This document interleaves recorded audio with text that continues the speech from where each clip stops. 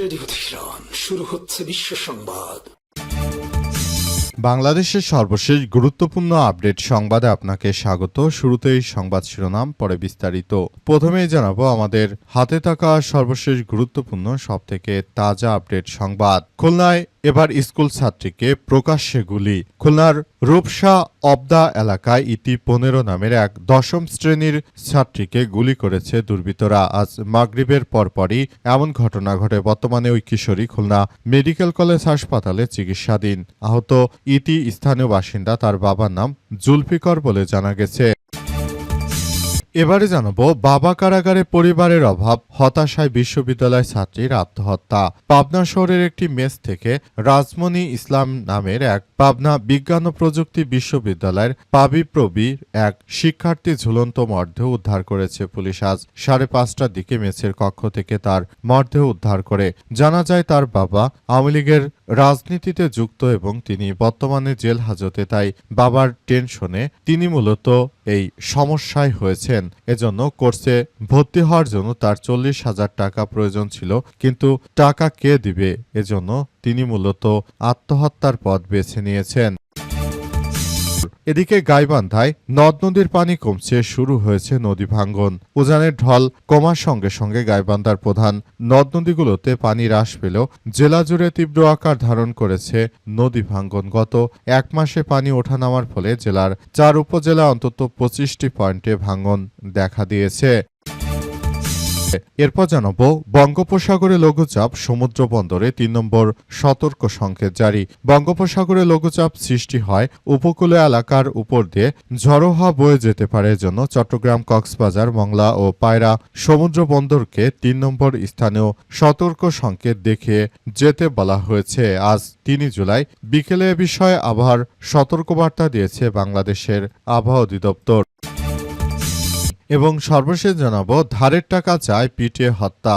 নারায়ণগঞ্জের ফতুল্লায় মোতালেব মিয়া নামের এক বিকাশ ব্যবসায়ীকে হত্যার দোষ স্বীকার করে আদালতে জবানবন্দি দিয়েছে আসামি জাকির। আজ নারায়ণগঞ্জের সিনিয়র জুডিশিয়াল ম্যাজিস্ট্রেট নূর মোহসিনের আদালতে 164 ধারায় তার জবানবন্দি নেওয়া হয়। জানা গেছে যে উক্ত ব্যবসায়ীকে পাওনা টাকা পেত, সে কারণে তিনি টাকা চাইতে গিয়েছিলেন এবং টাকা চাওয়ার সময় মূলত তাকে এভাবে হত্যা করা হয়েছে। মূলত বিএনপি ক্ষমতা আসার পর থেকে এমন নৈরাজ্যকর পরিস্থিতি চলছে।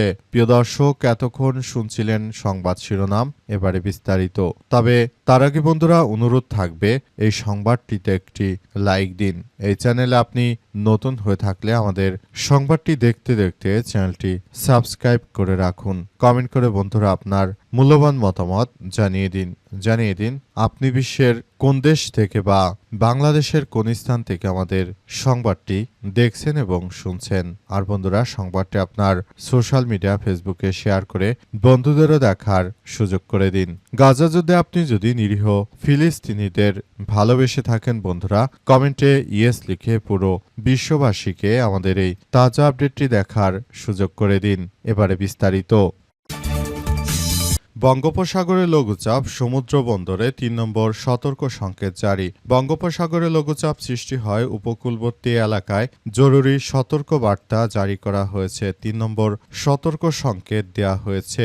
বলা হয়েছে যে সবাইকে খুব বেশি সতর্ক অবস্থানে থাকতে হবে। যেসব ট্রলারগুলো দূর সমুদ্রে মাছ ধরতে যায়, যারা সাগরে যায় এবং অনেক দিন পর পর ফেরত আসে মাছ ধরে, তাদেরকে খুবই সাবধানে চলাচল করতে বলা হয়েছে। এবং আরো বলা হয়েছে মাছ ধরার ব্যাপারগুলো খুবই গুরুত্ব সহকারে আবহাওয়ার পূর্বাভাস দেখে তারপর যেন মাছ ধরতে যাওয়া হয়। নতুন করে যে কার্যক্রম আসলে শুরু হয়েছে সেটি আসলে বন্ধ করতে হবে। নতুন যে বাংলাদেশ গড়ে তুলতে যাওয়ার যে চিন্তা ভাবনা করা হচ্ছিল, সেটি সবাইকে এখনই খুবই গুরুত্ব সহকারে দেখভাল করতে হবে। এভাবে যদি কেউ না বুঝে শুনে তারপর গভীর সমুদ্রে চলে যায় মাছ ধরতে, তার জন্য কেউ দায়ী থাকবে না। আবহাওয়া অধিদপ্তর আরও জানায়, উত্তর বঙ্গোপসাগরে অবস্থানরত মাছ ধরা সব সব ট্রলারগুলোকে নিরাপদে উপকূলে আসতে বলা হয়েছে। আপাতত বেশি দূরের সমুদ্রে যাওয়ার কোনো প্রয়োজন নেই। যদি বেশি দূরের সমুদ্রে গিয়ে কেউ বিপদে না পড়তে চান তাহলে কেউ যেন আপাতত দূর সমুদ্রে গিয়ে মাছ না ধরে আপাতত যতক্ষণ পর্যন্ত পূর্বাভাসের সতর্কবার্তাটি থাকবে ততক্ষণ পর্যন্ত সাবধানে চলাচল করতে বলা হয়েছে। বাবা কারাগারে পরিবারের অভাব হতাশায় বিশ্ববিদ্যালয়ের ছাত্রীর আত্মহত্যা। পাবনা শহরের একটি ম্যাচ থেকে রাজমণি ইসলাম নামের এক পাবনা বিজ্ঞান ও প্রযুক্তি বিশ্ববিদ্যালয়ের এক শিক্ষার্থীর মরদেহ উদ্ধার করেছে পুলিশ। জানা গেছে তার পিতা আওয়ামী লীগের রাজনীতির সঙ্গে যুক্ত ছিলেন এবং রাজনীতির সঙ্গে যুক্ত থাকার ফলে তিনি দীর্ঘদিন ধরে মানসিকভাবে অসুস্থ অবস্থায় পড়েছিলেন। পরিবারের বিভিন্ন বিষয় নিয়ে তিনি টেনশন করতেন, এমনকি তার ভর্তি হওয়ার জন্য 40,000 টাকার প্রয়োজন ছিল। 40,000 টাকার প্রয়োজন ছিল বিধায় তিনি আসলে আর ভর্তি হতে পারছিলেন না। শেষ পর্যন্ত তিনি ভর্তি হওয়ার পর আসলে বিষয়গুলো খুব সুন্দরভাবে কার্যক্রম চালিয়ে যাওয়ার কথা ভেবেছিলেন, কিন্তু নিয়তির কি ইতিহাস, 40,000 টাকা লাগবে বিভিন্ন বিষয়ের কারণে তিনি আর ভর্তি হতে পারেননি। এ কারণে তিনি বিভিন্ন দিক বিষয় চিন্তাভাবনা করার পর আত্মহত্যা করেছেন।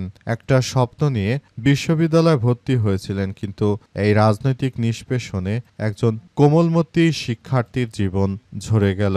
এমন রাজনীতি বাংলাদেশে পৃথিবীর ইতিহাসে এমন জঘন্য রাজনীতি আর নেই, যেখানে একদল ক্ষমতায় যাওয়ার পর তার নেতাকর্মীদেরকে হত্যা, বিভিন্নভাবে অত্যাচার করা হয়, আবার আরেক দল ক্ষমতা আসলে এই দলের নেতাকর্মীদেরকেও একই কায়দায় অত্যাচার করা হয়। এমন প্রতিহিংসার রাজনীতি বাংলাদেশে কবে যে বন্ধ হবে সেটি জনগণকেই ঠিক করতে হবে। এদেশের জনগণ যদি এভাবে নিজেরা এসব বিপর্যয়কর পরিস্থিতি ডেকে আনে তাহলে হয়তো বাংলাদেশের এই সমস্যা কখনোই আসলে শেষ হবে না।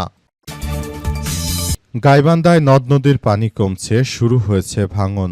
উজানের ঢল কমার সঙ্গে সঙ্গে গাইবান্ধার প্রধান নদ নদীগুলোর পানি হ্রাস পেলেও জেলা জুড়ে তীব্র আকার ধারণ করেছে নদী ভাঙন। গত এক মাসে পানি ওঠানামার ফলে জেলার 4 উপজেলার অন্তত 25টি পয়েন্টে ভাঙন দেখা দিয়েছে। ভাঙনে ইতিমধ্যে নদীগর্ভে বিলীন হয়েছে 2 শতাধিক বসতভিটা ও বিপুল পরিমাণ ফসলি জমি। এদিকে পানি উন্নয়ন বোর্ড বলছে যে বৃষ্টি শুরু হলে পরিস্থিতি আরও অবনতি হতে পারে। এসব এলাকায় এখন চরম আকার ধারণ করেছে এবং তীব্র আতঙ্ক বিরাজ করছে। আসলে বাংলাদেশের পানি উন্নয়ন বোর্ড তারা কিভাবে যে কাজ করে, নতুন নতুন রাজনৈতিক দলগুলো ক্ষমতা আসার পরই চাঁদাবাজ সন্ত্রাসীরা নদী থেকে বালু উত্তোলনের ফলে মূলত পাড়গুলো ধীরে ধীরে ভেঙে নদীর দৈর্ঘ্য আরও বৃদ্ধি পায়, প্রস্থ বৃদ্ধি পায়। এর ফলে কৃষিজমি ভেঙে ভেঙে নদীর গর্ভে বিলীন হয়ে যায়। এ অবস্থা যদি চলতে থাকে ব্রহ্মপুত্র নদের এভাবে যদি ভাঙন হতে থাকে তাহলে আরও অনেক এলাকা ভাঙনে আসলে তলিয়ে যেতে পারে বলে এমন আশঙ্কার কথা বলা হচ্ছে। নতুন করে সব সমস্যাগুলো কে আসলে সমাধান করবে সেটি এখন পর্যন্ত কেউ বলতে পারছে না। এবার খুলনায় স্কুল ছাত্রীকে প্রকাশ্যে গুলি। খুলনা নগরীর রূপসা আন্দা এলাকায় ইতি 15 নামের 10ম শ্রেণীর ছাত্রীকে গুলি করেছে দুর্বৃত্তরা। মাগরিবের পরপরই এমন ঘটনা ঘটে। বর্তমান ওই কিশোরী খুলনা মেডিকেল কলেজ হাসপাতালে চিকিৎসাধীন। আহত ইতি স্থানীয় বাসিন্দা, তার বাবার নাম জুলফিকর বলে জানা গেছে। পুলিশ স্থানীয় সূত্র থেকে জানা গেছে বাড়ির পাশে ইতি তার বান্ধবী অবদা রোডে দাঁড়িয়ে গল্প করছিল। এ সময় 3টি মোটরসাইকেলে হেলমেট পরিহিত অবস্থায় দুর্বৃত্তরা এসে ইতির পায়ে গুলি করে পালিয়ে যায়। পরে স্থানীয় তাকে উদ্ধার করে খুলনা মেডিকেল কলেজ হাসপাতালে ভর্তি করেছে। খুলনা সদর থানার পরিদর্শক মোহাম্মদ মিজানুর রহমান বলেছেন, আমরা ঘটনাস্থল পরিদর্শন করেছি। পরিদর্শনের পর কি হবে তিনি আর বলতে পারেননি। পুলিশের সদস্যরা অপরাধীদের ধরবে আর বিএনপির যারা আইনজীবী রয়েছে তারা অপরাধীদেরকে জামিন করিয়ে দেবে। যেমনটা আমরা শহীদ ওসমান হাদির বেলায় দেখলাম যে বিএনপির নেতারা তারা মূলত ওসমান হাদিকে যে ফয়সাল হত্যা করেছে সেই হত্যাকাণ্ডের সঙ্গে ফয়সালকে জামিন করানোর ঘটনায় কিন্তু বিএনপির নেতারাই মূলত জড়িত ছিল। বিষয়গুলো কখনো বিএনপি স্বীকার করবে না।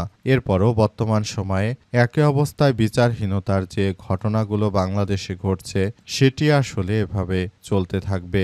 একটা সম্প্রতি সাময়িক সময়ে একটা হত্যাকাণ্ডের এবং ধর্ষণের ঘটনা ঘটল। সেই ঘটনায় আমরা দেখলাম যে সেই ধর্ষক এবং হত্যাকারীর ফাঁসির রায় হয়েছে। আদতে তার ফাঁসি কোনোদিন হবে কিনা সেটি চিন্তার বিষয়। বাংলাদেশে প্রতিনিয়ত এমন ধরনের ঘটনা ঘটে। এই ঘটনাগুলোর বিচার কি কখনো হয় সেই প্রশ্নই অনেকেই বিএনপির কাছে করছে, কিন্তু বিষয়গুলো নিয়ে তারা এখন পর্যন্ত কোনো সদুত্তর দিতে পারেনি। অনেকেই বলাবলি করছে যে বিএনপির বর্তমান যে কার্যক্রম খুব শীঘ্রই জনগণ তাদের বিরুদ্ধে মাঠে নামতে বাধ্য হবে, কারণ সারা দেশ জুড়ে যে ধরনের অরাজক পরিস্থিতি তারা সৃষ্টি করেছে তাদের কারণে মূলত দেশের মানুষ তাদের দেয়ালে পিঠ ঠেকে গেছে। তারা রাস্তায় নামতে বাধ্য হবে। সারা দেশে পিটিয়ে মানুষ হত্যার মতো যেমন অপরাজনীতির সংস্কৃতি বাংলাদেশে মব কালচার তারা চালাচ্ছে, এই মব কালচারের শেষ কোথায় সেই প্রশ্নই তুলেছে বিভিন্ন সংস্থাগুলো। তবে বিএনপির পক্ষ থেকে ভালোই, তারা যে নেতাই এই ধরনের অপরাধের সঙ্গে যুক্ত তাকে বহিষ্কার করে দেয়। এরপর পরবর্তী কোনো এক সময় আবার ওই নেতাকে তারা দলে ঢুকিয়ে নেয়। যেমনটা সাদা পাথর লুটপাটের ঘটনায় আমরা দেখতে পেলাম বিএনপির নেতাকে বহিষ্কার করা হলো। আবার বর্তমান ওই এলাকায় যখন বিএনপির এমপি সাদা পাথর এলাকা পরিদর্শনে গেলেন তখন দেখা গেল যে সেই সাদা পাথর লুটপাটের মামলার আসামিকে সঙ্গে নেই বিএনপির ওই এমপি ওই এলাকায় গিয়েছে। কি তামাশা করছে দলটি জনগণের সঙ্গে।